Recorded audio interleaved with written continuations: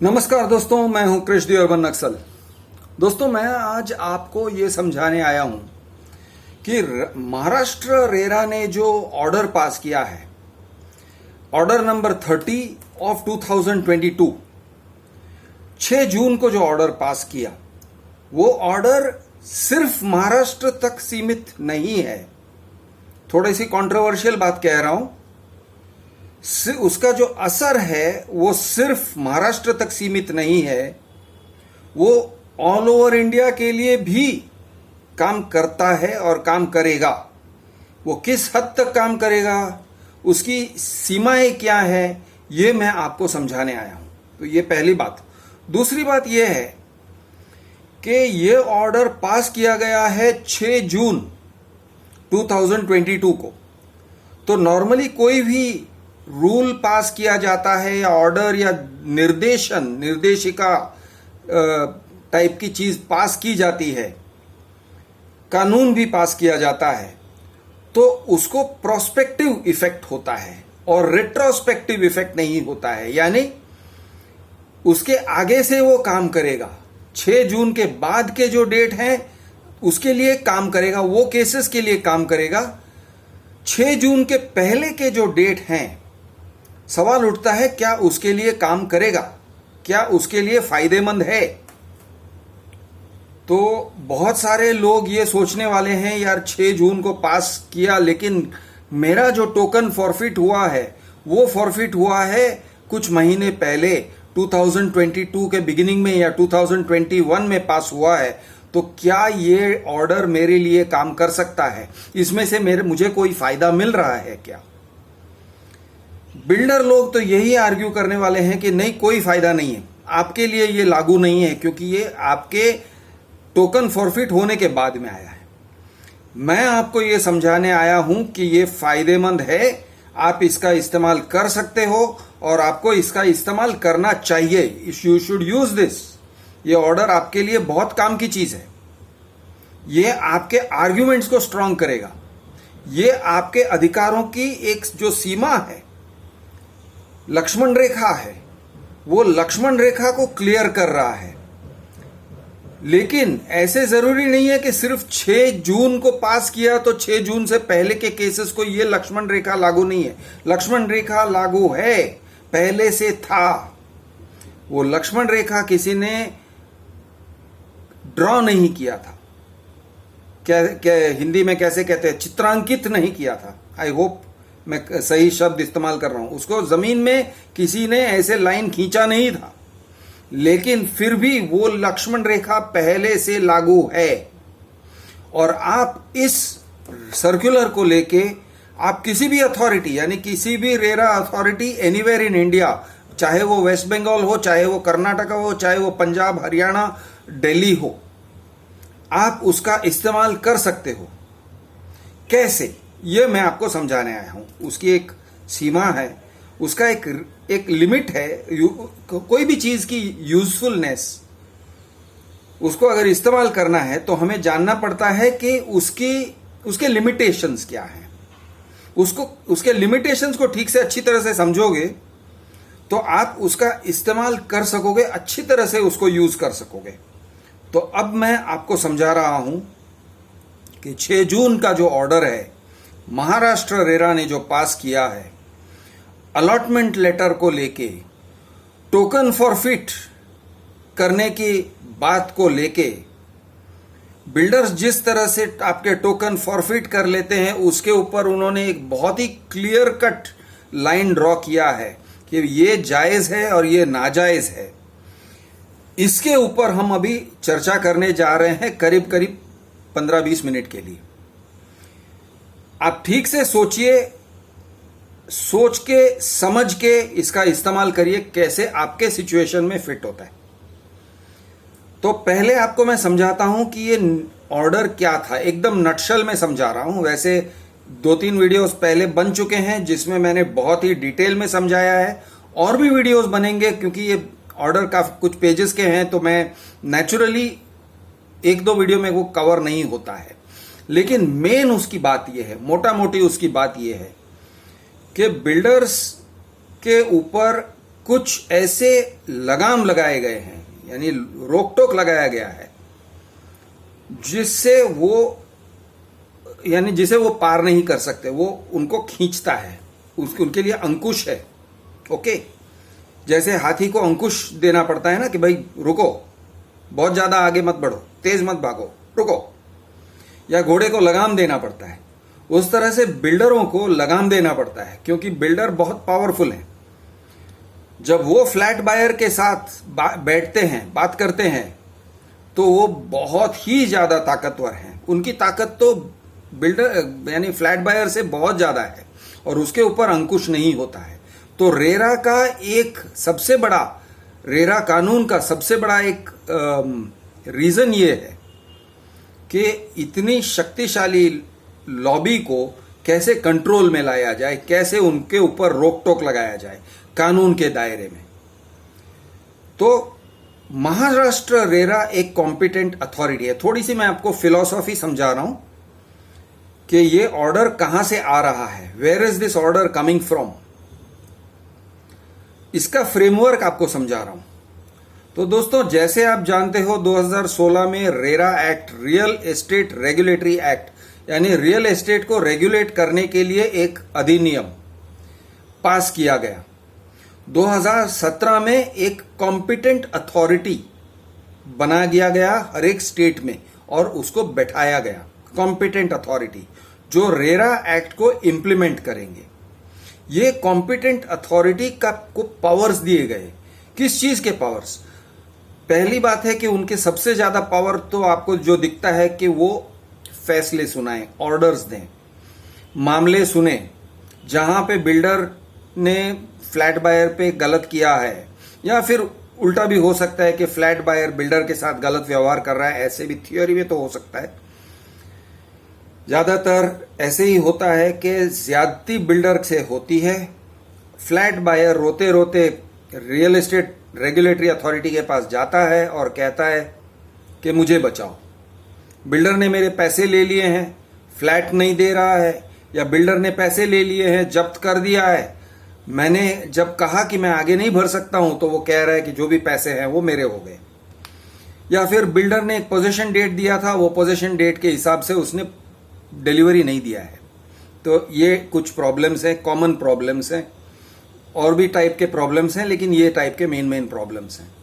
तो जब ये टाइप के प्रॉब्लम्स आते हैं, तो रेरा के पास जो कॉम्पिटेंट अथॉरिटी है, महाराष्ट्र रेरा, अब हम महाराष्ट्र रेरा की पहले बात करते हैं। तो महाराष्ट्र रेरा के पास इतना इंफॉर्मेशन आ गया कि यार यहां पे एक बहुत बड़ा प्रॉब्लम हो रहा है। प्रॉब्लम यह है कि एप्लीकेशन फॉर्म में टर्म्स एंड कंडीशंस लिख के वो लोग पैसे जब्त कर रहे हैं, 10% ले लेते हैं और फिर कहते हैं 10% नहीं रिटर्न करेंगे, रिफंड नहीं करेंगे, जाओ हटो, भागो, जहां जाना है जाओ, जिस कोर्ट में जाना है जाओ। रेरा के कुछ अच्छे अच्छे ऑर्डर्स भी थे कि इस कारण से आपको रिटर्न करना चाहिए, और वो ऑर्डर्स किसके ऊपर आधारित थे? पहले के मैं ऑर्डर्स मतलब केस के ऑर्डर्स की बात कर रहा हूं। वो ऑर्डर्स किसके ऊपर आधारित थे? वो ऑर्डर्स पहले जो सिविल केसेस हुए हैं, सुप्रीम कोर्ट ने ऑर्डर सुनाया है, ऐसी सब चीजों के ऊपर आधारित हैं। सुप्रीम कोर्ट के कुछ फैसलों पर आधारित है, इंडियन कॉन्ट्रैक्ट एक्ट के कुछ क्लॉजेस के ऊपर आधारित है। यानी रेरा एक कानून है, लेकिन रेरा के कानून से पहले भी कानून तो थे ना, रियल एस्टेट को लगते भी कानून थे। तो रेरा एक्ट को उन्होंने इंप्लीमेंट करते करते उन्हें पता चला कि बिल्डर्स टोकन जब्त कर रहे हैं, अलॉटमेंट लेटर में ऐसे कुछ लिख देते हैं जिसके कारण से फिर पब्लिक मुसीबत में आ जाती है। ऐसे टर्म्स एंड कंडीशंस लगा देते हैं कि यानी बेसिकली फ्लैट बायर्स को ट्रैप कर दिया जाता है, जैसे मछली को ट्रैप करते हैं, जैसे जानवरों को ट्रैप करते हैं, तो उनको ट्रैप कर दिया जाता है, उनको पकड़ लिया जाता है। और ये गैर कानूनी तरीके से किया जा रहा है और इससे केसेस बढ़ रहे हैं। तो रेरा ने सोचा चलो यार, टोकन और अलॉटमेंट लेटर और इस तरह के कुछ कॉमन प्रॉब्लम्स हैं, उसका एक सॉल्यूशन निकाले। तो उन्होंने सॉल्यूशन निकाला, उन्होंने लक्ष्मण रेखा खींच दी जमीन पर। ओके, अब जमीनी हकीकत को देखते हुए कायदे कानून, एग्जिस्टिंग कायदे कानून को मद्देनजर रखते हुए उन्होंने ये लकीर खींची है। ये ऑर्डर नंबर 30 ऑफ 2022, इसका लिंक आपको मिलेगा मेरे डिस्क्रिप्शन में। वैसे आप रेरा पे जाओगे, महारेरा वेबसाइट पे जाइए, डाउनलोड्स पे क्लिक करिए, डाउनलोड्स के नीचे महाराष्ट्र मिलेगा, उस पे क्लिक करिए, उसमें आपको रेरा एक्ट वगैरह एक्ट्स मिलेंगे, एक्ट और उसके जो भी हैं रूल्स और रेगुलेशंस और वो सब मिलेंगे। और 4th नंबर पे मिलेगा आपको ऑर्डर्स, और ऑर्डर्स में देखिए 6 जून को कौन सा ऑर्डर पास किया गया है, लेटेस्ट है, पहले नंबर पे आपको मिलेगा, उसको डाउनलोड करिए। अब पढ़ सकते हो ये ऑर्डर, समझ लीजिए कि क्या कह रहे हैं। तो रेरा क्या कह रही थी और ये आप किस तरह से इसको दूसरे स्टेट के लिए इंप्लीमेंट ये कर सकते हो, ये मैं आपको समझा रहा हूं। तो पहले मैं आपको ये समझाता हूं कि ये ऑर्डर ने क्या कहा है, एकदम शॉर्ट में समझाता हूं। ये ऑर्डर ने ऐसे कहा है कि देखो भाई, जैसे ही आपका रजिस्ट्रेशन होता है, प्रोजेक्ट रजिस्ट्रेशन होता है, प्रोजेक्ट रजिस्ट्रेशन के साथ में आपको अलॉटमेंट लेटर का जो प्रोफॉर्मा है उसको अपलोड करना पड़ेगा। नंबर 1, आप जब अलॉटमेंट लेटर अपलोड करोगे और भेजोगे, साथ में आपको अग्रीमेंट प्रोफॉर्मा भी भेजना पड़ेगा। नंबर 2, अलॉटमेंट लेटर आप अपनी मनमानी से जैसे चाहते थे, जिन शब्दों से चाहते थे, आप अपनी चालाकी से ड्राफ्टिंग करवाते थे वकीलों से, और वकील ऐसे ऐसे ड्राफ्ट करते थे, यानी इतनी चालाकी से शब्दों का इस्तेमाल करते थे कि फ्लैट बायर को मजबूर कर देते थे। फ्लैट बायर को लगता था कि ये नॉर्मल चीज लिखी हुई है, लेकिन ऐसे ऐसे चीज लिखते थे। मैं एग्जांपल देता हूं कि हम अलॉटमेंट करने के लिए राजी हैं इन शर्तों पर। अरे भाई साहब, आपने अलॉटमेंट किया कि नहीं किया? अलॉटमेंट लेटर का मतलब ये होता है आपने अलॉटमेंट किया है, आपने अलॉटमेंट लेटर के माध्यम से, उसके द्वारा आपने मुझे अलॉटमेंट दिया है, और मैंने जो पैसे दिए हैं उसके बदले में आपने मुझे फ्लैट अलॉट किया है। तो वो इस तरह से लिखते थे, ये प्रोविजनल है, ये टेंटेटिव है, ये एक्चुअली अलॉटमेंट नहीं है, हम ये फ्लैट बेच सकते हैं, ऐसे ऐसे शब्द उसमें डाल देते थे, ऐसे ऐसे क्लॉजेस, टर्म्स एंड कंडीशंस डाल देते थे। तो महारेरा ने कहा देखो भाई, ये सब छोड़ो, क्लियर कट ये हम आपको एक फॉर्मेट बना के दे रहे हैं, अब यही फॉर्मेट का इस्तेमाल करोगे, यही मॉडल अलॉटमेंट लेटर है, इसी का आप इस्तेमाल करोगे, इससे आप इधर उधर नहीं भाग सकते हो। अब दूसरी बात है कि अलॉटमेंट लेटर में वो कहते थे हम 10% फॉरफिट कर देंगे, वैसे तो एप्लीकेशन फॉर्म में ही कह देते थे हम 10% फॉरफिट कर लेंगे, आपके जो भी पैसे मिले हैं वो सारे हम गुड़म करके, स्वाहा करके पेट में डाल देंगे और फिर आपको वापस नहीं मिलेगा, और ऐसे सब करते थे। ये सब सीनाजोरी है, ये बिल्डर के तरफ से सीनाजोरी है, जबरदस्ती है, डकैती है, ओके, व्हाइट कॉलर क्राइम है।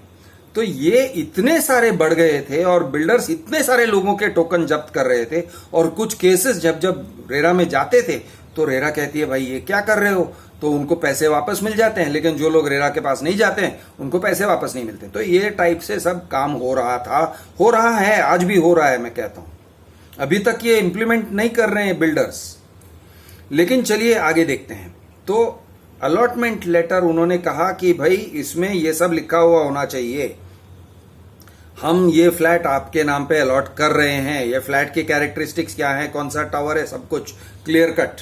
नंबर 2, पार्किंग, हम पार्किंग दे रहे हैं, ये सब लिखा हुआ। अभी मैंने ये सब ऑलरेडी एक वीडियो में बताया है।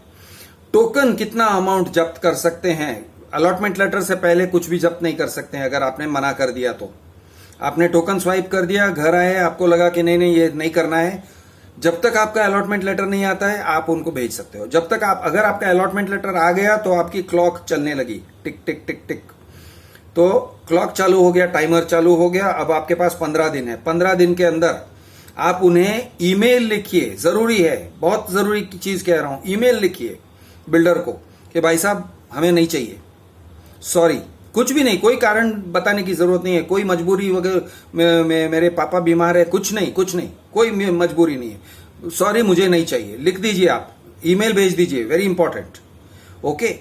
ईमेल, कुछ बिल्डर्स के ईमेल एड्रेसेस नहीं होते हैं, रजिस्टर्ड पोस्ट भेज दीजिए, ये स्पीड पोस्ट भेज दीजिए, उसका एक्नॉलेजमेंट नंबर, वो सब स्पीड पोस्ट ट्रैकिंग वगैरह आप बचा के रखिए। ये करने के बाद 15 दिन यानी आप अगर 15 दिन के अंदर ये कैंसिल कर देते हो अलॉटमेंट लेटर आने के बाद, तो आपको पूरे पैसे वापस मिलने चाहिए विद इन 45 डेज, मतलब वो लेटर मिलने के बाद 45 डेज। अगर बिल्डर ने ऐसे नहीं किया तो उसे फिर इंटरेस्ट देना पड़ेगा 10%। 10% इंटरेस्ट, मतलब ऐसे सोचो कि बिल्डर से आप इंटरेस्ट लोगे, फिक्स डिपॉजिट का जो रेट है ना, बुजुर्गों को फिक्स डिपॉजिट के रेट के 5% मिलते हैं, आपको 10% मिलेंगे, मार्केट से डबल मिलेंगे। ओके, अगर बिल्डर ने ऐसी दुस्साहस करी तो ये दूसरा। तीसरा कि अगर 15 दिन निकल गए तो वो आपका 1% जब्त कर सकता है, 1%, 1% जब्त कर सकता है। अगर 30 दिन निकल गए अलॉटमेंट लेटर के बाद तो वो 1.5% जब्त कर सकता है 30 दिन, 31 दिन के बाद। ओके, अगर 60 दिन निकल गए तो वो 2% जब्त कर सकता है कंसिडरेशन वैल्यू का। प्लीज रिमेंबर कंसिडरेशन, 1 करोड़ की प्रॉपर्टी है तो वो 2%, 2 लाख जब्त कर सकता है। पहले वो क्या करते थे, अरे 10 लाख जब्त कर दिए, जो भी आपने दिए हैं सारे के सारे जब्त कर दिए क्योंकि हमने टर्म्स एंड कंडीशंस में लिखे। अब वो सब नहीं चलेगा। अब मैं आपको ये समझा रहा हूं कि ये आप देश भर में लोग ऐसे प्रैक्टिसेस से पीड़ित हैं, देश भर में हर जगह पे ये त्राही त्राही मचा हुआ है। फ्लैट बायर्स कह रहे हैं मेरे पैसे चले गए, मेरे पैसे चले गए, और वो वापस नहीं आए हैं। बहुत मैं कहता हूं कि महाराष्ट्र में ही आई एम श्योर लाखों लोग हैं जिन्होंने, किसी ने 1 लाख लूज किया है, किसी ने 10 लाख लूज किया है, किसी ने 40-50 लाख भी लूज किया है। ऐसे भी लोग हैं। सिर्फ महाराष्ट्र की बात करें तो लाखों लोग हैं। भारत भर में देखेंगे तो करोड़ में तो संख्या चली जाएगी, ऐसे मेरा मानना है। लेकिन चलो नहीं भी हुआ, लाखों में तो है। 10 लाख, 15 लाख, 20 लाख, 25 लाख, ऐसे ही कुछ बड़ी संख्या है। इतने सारे लोगों के पैसे अटके हुए हैं, कुछ लोगों के पहले से अटके हुए हैं। वो लोग इसे कैसे इस्तेमाल कर सकते हैं, तो देखिए, अभी सुनिए, साफ तरीके से सुनिए मैं जो कह रहा हूं। ये ऑर्डर की सिग्निफिकेंस ये है, महाराष्ट्र रेरा ने पास किया है, लेकिन आप किसी और राज्य में भी इसका इस्तेमाल कर सकते हो। आप अपने रेरा के पास जाइए और आपको लिखना चाहिए कि साहब ये जो ऑर्डर पास किया है ये एग्जिस्टिंग लीगल पोजीशन को आर्टिकुलेट करता है, यानी जो लॉ, कायदा कानून ऑलरेडी कह रहा है उसी को वो समझा रहा है। मैं आपको रामायण की भाषा में समझाऊं तो लक्ष्मण रेखा के खींचने से पहले सीता को हर जगह भटकने की छूट नहीं थी, फिर भी उनके ऊपर एक मर्यादा पहले से था कि भाई बहन जी, सीता मैया, आप अपने लिमिट में रहिए, जंगल में मत घूमिए, अपने कुटी के आसपास रहिए। लेकिन कुटी के आसपास मतलब 5 फुट का वो लिमिट था या 15 फुट का लिमिट था या 50 फुट का लिमिट था, ये क्लियर नहीं था। तो इसको लेके बहुत कुछ प्रॉब्लम्स खड़े हो सकते थे। तो लक्ष्मण भैया ने एक बहुत ही क्लियर लाइन ड्रॉ कर दिया, बोले यहां पे मैं लाइन ड्रॉ कर देता हूं, अब इसके आगे मत आना। तो लक्ष्मण ने कोई नई मर्यादा खड़ी नहीं की, मर्यादा पहले से थी। सेम वे कानून पहले से था, कॉन्ट्रैक्ट एक्ट पहले से था। आपसे विदाउट कॉन्ट्रैक्ट आपके पैसे जब्त करना गैर कानूनी है, था और है। लेकिन अब उन्होंने ऐसे फैसला किया कि भाई देखो, यहां पर हम एक रीजनेबल लाइन ड्रॉ करते हैं कि आप अलॉटमेंट लेटर नहीं दोगे तब तक तो फ्लैट बायर फ्री है। मैं सभी को समझा रहा हूं जो देश भर में है, देश भर के फ्लैट बायर्स को समझा रहा हूं।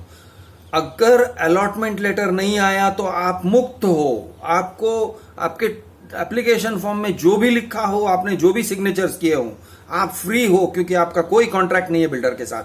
आपके पैसे बिल्डर के पास पड़े हुए हैं, वो पैसे आपके हैं, कानूनन आपके हैं। आपको लड़के लेना पड़ेगा, शायद झगड़ के लेना पड़ेगा, वीडियो बना के लेना पड़ेगा, लेटरबाजी करके लेना पड़ेगा, लेकिन वो आपके पैसे हैं। आज महाराष्ट्र रेरा ने ये एक लाइन खींच दी है, एक लकीर खींच दी है। शायद और भी राज्यों में सिमिलर ऑर्डर्स आए होंगे, मैं जानता नहीं हूं, लेकिन जहां तक मैं समझता हूं महाराष्ट्र रेरा ने इसमें पहल किया है।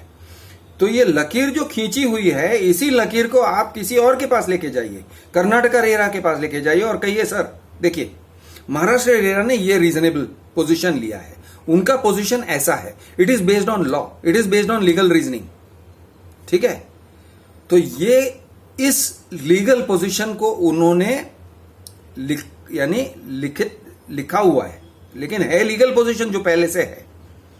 आप प्लीज इसको एक संकेत समझिए, इसको एक इंडिकेशन समझ के मुझे मेरे पैसे वापस दिला दीजिए। तो ये आप कर सकते हो। इससे पहले आप लेटर्स लिखिए अपने बिल्डर को। बिल्डर्स के साथ ईमेल करस्पॉन्डेंस करना या एक्चुअल लिखित करस्पॉन्डेंस करना बहुत जरूरी होता है। बने वहां तक ईमेल में करिए, उनके कंपनी सेक्रेटरी को लिखिए, उनके कंपनी डायरेक्टर्स को लिखिए, जितने भी उनके टॉप ब्रास, यानी सिर्फ सेल्स और कस्टमर रिलेशंस को मत लिखिए, जितने भी उनके कस्टमर कंपनी में है उन सभी लोगों को लिखिए जिनके नाम आप जानते हो और जिनके ईमेल आईडीज आपके पास है, ऑफिशियल ईमेल आईडीज। और आप उनसे कहिए कि सर ये आप जो गलत कर रहे हो ना, मेरा टोकन लेके वो गलत कर रहे हो, और आप सब जॉइंटली एंड सेवरली लायबल हो। मैं आप सबके ऊपर मुकदमा कर सकता हूं क्योंकि मैंने आपको सबको सूचित कर दिया है और सचेत कर दिया है, आपको वार्निंग दे दिया है कि कानून का लाइन कहां पर है, कानून का लाइन यहां पे है। अच्छा, अब ये उस बात पर आते हैं कि सपोज 2022 के बिगिनिंग में आपका टोकन जब्त हो गया था या 2019 में जब्त हो गया, तो भी आप एक बार इनको लिख सकते हो, और लिख ही नहीं आर्ग्यू कर सकते हो, और आप चाहो तो रेरा में जा भी सकते हो। और आपको कहना ये है सर लीगल पोजीशन आपने क्लियर किया है, लेकिन क्लियर करने से पहले भी लीगल पोजीशन यही था। आपने कोई नया कानून नहीं बनाया है, आपने कोई नया रूल नहीं बनाया है, ये एक ऑर्डर है, ये एक नया रूल नहीं है। रूल और ऑर्डर में फर्क होता है। ऑर्डर आदेश है, लेकिन आदेश आने से पहले भी कानून वहीं पे था जहां पे आज है, उधर वहीं पे कल भी था, वहीं पे गए साल था, वहीं पे 2015 में भी था। तो आप प्लीज कानून का उल्लंघन मत करिए, मुझे मेरे पैसे वापस दिला दो, ये टाइप से आप आर्ग्यू कर सकते हो। और ये आर्ग्यूमेंट को लेके आप रेरा ही नहीं, रेरा के ऊपर के भी कोर्ट्स में जा सकते हो। दोस्तों, आप किसी भी कोर्ट में आपको केस तो आर्ग्यू करना ही पड़ेगा। तो ये एक अच्छा सा सामान मिल गया आपके लिए, और भी समझाऊंगा आपको। मैं हूं आपका दोस्त क्रिश द अर्बन नक्सल। जय महाराष्ट्र, जय हिंद, जय जवान, जय किसान।